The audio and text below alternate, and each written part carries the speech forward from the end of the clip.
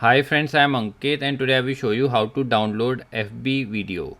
Friends, if you want to download video from Facebook, then you need to open your Facebook app.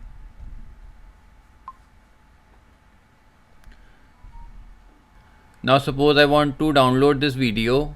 For that I need to press on these three dots. Now here I need to press on copy link. Now I will open a web browser on my phone. I am opening Chrome browser.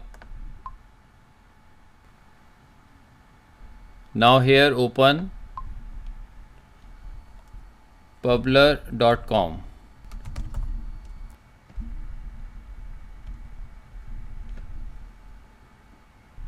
Now here you need to press on these two lines.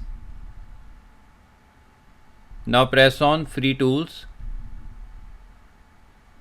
Now press on photo and video downloader. Now here you need to paste the link.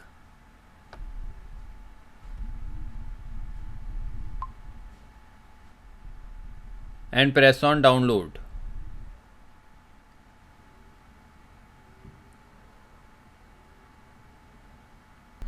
Now my video is ready for download. Now I need to press on the save button.